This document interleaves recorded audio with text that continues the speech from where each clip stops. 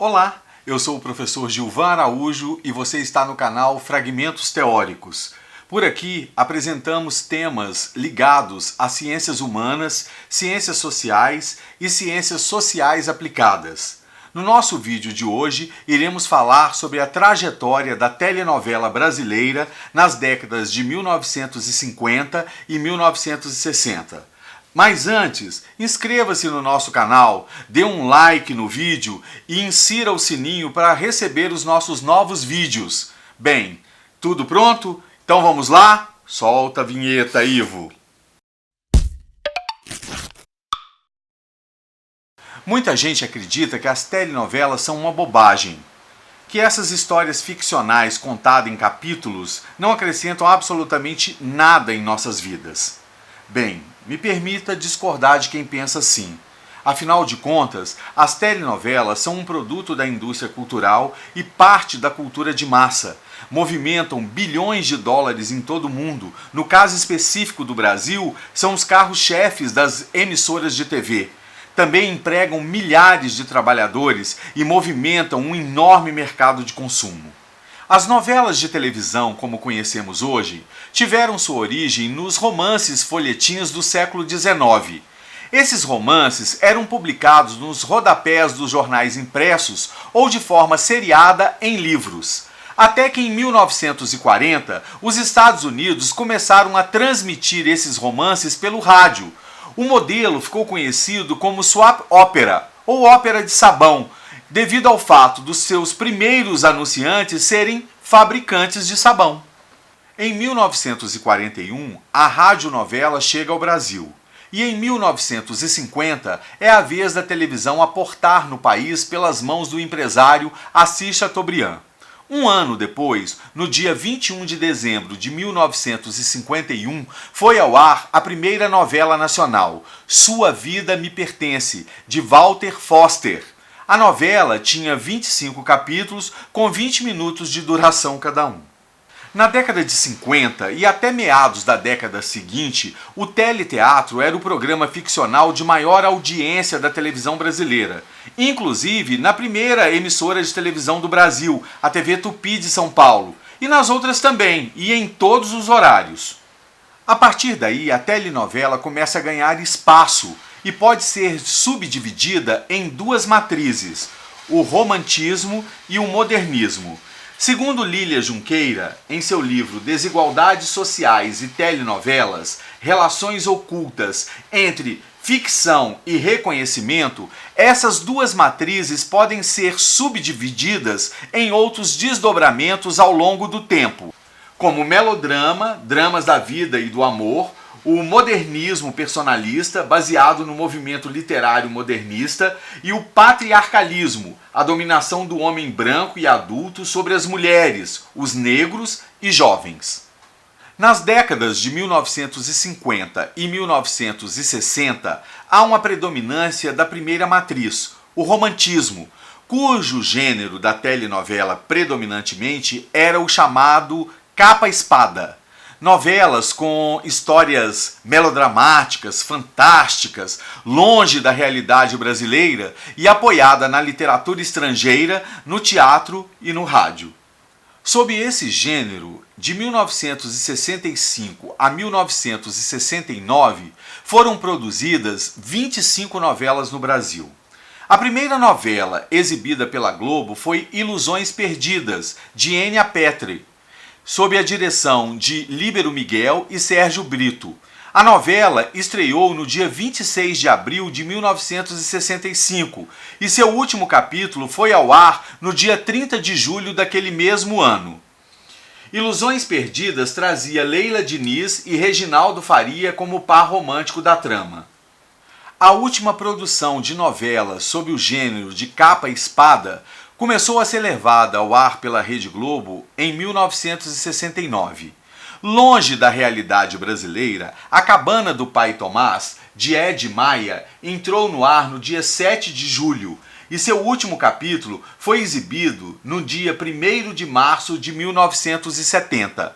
A novela foi ambientada durante a Guerra de Secessão nos Estados Unidos, mostrando o drama da escravidão no sul daquele país. O ator Sérgio Cardoso interpretava 3 papéis na trama: o protagonista Tomás, Dimitrios e Abraham Lincoln. A escalação de um ator branco para representar o papel de um negro causou muita controvérsia naquela época. Sérgio Cardoso teve que pintar o rosto, pernas e braços de preto, usava peruca e punha rolhas para alargar o nariz. A técnica era conhecida como blackface e já tinha sido usada no início do cinema americano. A dramaturgia da televisão brasileira ainda tateava no escuro, procurando o melhor caminho para atrair a sua audiência selecionada. Bem, a estratégia que mais era utilizada na época era buscar nos romances internacionais as inspirações para contar as suas histórias. As novelas de Glória Magadã, a maior novelista da época, evidenciam essa estratégia. Glória Magadã era o nome artístico de Maria Madalena e Tírios e Placência. Ela nasceu em Cuba em 1920 e morreu em Miami em 27 de junho de 2001. Após a Revolução Cubana, em 1959, Magadã refugiou-se em Porto Rico. Depois foi para a Venezuela, onde foi contratada pela agência que trabalhava com a marca Colgate-Palmolive para escrever novelas. Ela desembarcou no Brasil em 1964, onde escreveu novelas para a extinta TV Tupi, sendo contratada pela TV Globo em 1965, onde ficou até 1969, quando foi substituída por Janete Claire. Dentre outras novelas, Magadã escreveu Eu Compro Essa Mulher, de 1966, inspirada no romance O Conde de Monte Cristo, de Alexandre Dumas. Ainda em 1966, O Sheik de Agadir, uma novela baseada no romance de Taras Bulba, de Nikolai Gogol, cuja trama se passava na Arábia Saudita e na França ocupada por nazistas. No ano seguinte, Magadã escreve A Rainha Louca, baseada em Memórias de um Médico, de Alexandre Dumas, e A Sombra de Rebeca, inspirada na ópera Madame Butterfly, de Giacomo Puccini, e no romance Rebeca, de Daphne du Maurier. Além de Magadã, outros autores, como Dias Gomes e Ed Maia, também seguiram a mesma linha imposta pela Rede Globo de basear as suas histórias em grandes clássicos da literatura mundial para agradar as classes A e B. A Ponte dos Suspiros, de 1969, assinada por Dias Gomes com o pseudônimo de Stella Calderon, era uma adaptação do romance homônimo de Michel Sévago. Para escrever A Cabana do Pai Tomás, de 1969 e 70, Ed Maia se inspirou no romance homônimo de Harriet Beecher Stowe, que impulsionou o movimento abolicionista nos Estados Unidos. Ao contrário da Globo, as TVs Tupi e Excelsior investiam em outras formas de fazer teledramaturgia, longe do melodrama de capa e espada. A TV Excelsior, por exemplo, nos anos de 1967 e 68, em plena ditadura militar, investia em novelas de época, como O Tempo e o Vento e A Muralha. Enquanto a Tupi investiam em novelas com temáticas modernas e nacionais, como Beto Rockefeller, de Cassiano Gabus Mendes, que contava a história do vendedor de sapatos de classe média baixa, dividido entre uma vida humilde e outra de falso milionário playboy.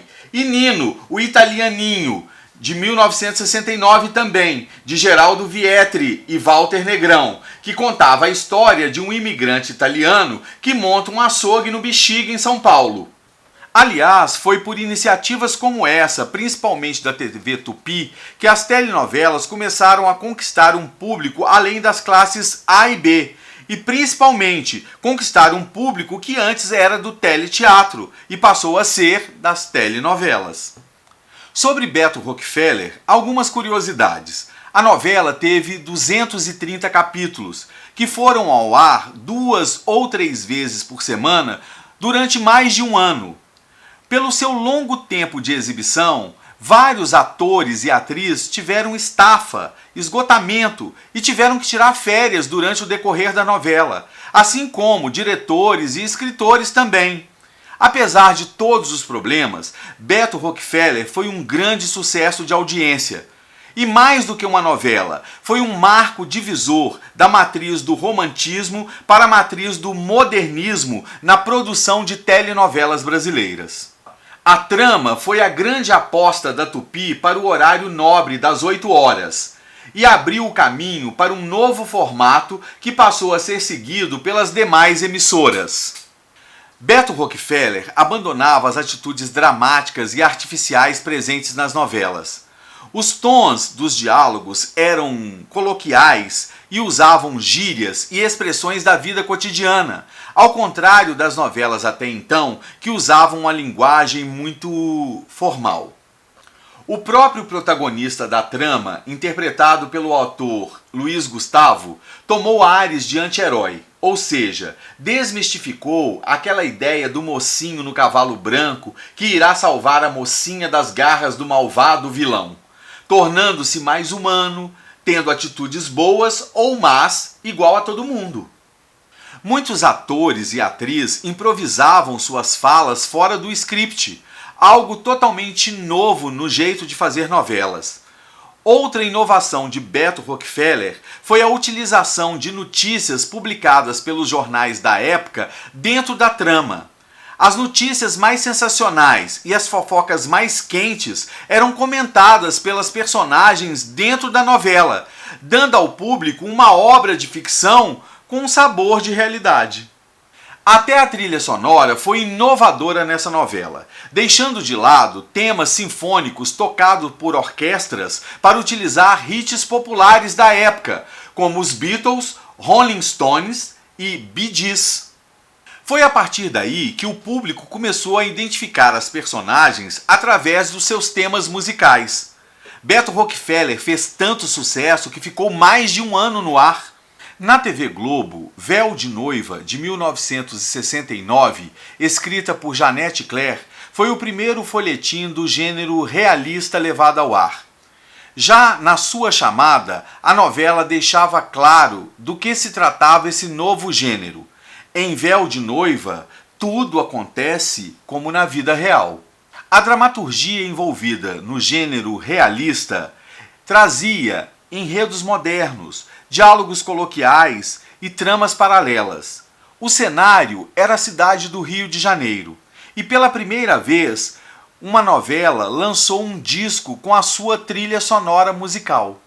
Ainda na década de 1960 surgiu a primeira novela diária, 25499 Ocupado, de 1963, do argentino Alberto Migré, com Tarcísio Meira e Glória Menezes, levada ao ar pela TV Excelsior às 20 horas, de segunda a sexta.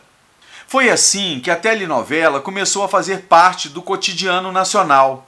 A dona de casa sabia que todos os dias, às 8 da noite, tinha novela. Famílias inteiras começaram a acompanhar os chamados folhetins eletrônicos. De 1963 a 1969, 179 novelas foram produzidas. Desse total, 55 foram produzidas pela TV Excelsior, 60 pela TV Tupi e 25 pela TV Globo. As demais produções foram da TV Record e TV Paulista. As novelas elevaram o índice de audiência da televisão brasileira, substituindo outros programas de grande audiência, como os telejornais, shows de variedades, inclusive aqueles programas de auditório, como Hebe Camargo, Dercy Gonçalves, Moacir Franco e Chacrinha, a partir de meados da década de 1970. As grades das emissoras de TV passaram a ser ajustadas à rotina dos brasileiros, algo que pode ser percebido inclusive até hoje. No final dos anos de 1960, a telenovela já era um fenômeno de popularidade, superando o cinema e o teatro. Grandes atrizes e atores como Ida Gomes, Ioná Magalhães, Glória Menezes, Leila Diniz, Ruth de Souza, Sérgio Cardoso, Tarcísio Meira e Cláudio Marzo, dentre outros, tornaram-se estrelas e a popularidade da telenovela adquire um valor comercial inegável. Para muitos que olhavam de fora todo esse sucesso, a explicação possível era que o valor comercial é que definia a telenovela. Aliás, não só a telenovela, mas toda a programação televisiva. Bem, a nossa aula de hoje vai ficando por aqui. Mas se você gostou dessa história, não pode perder o que eu estou preparando para o nosso próximo vídeo. Vem informações e cenas eletrizantes por aí. Você não vai perder o nosso próximo capítulo, vai?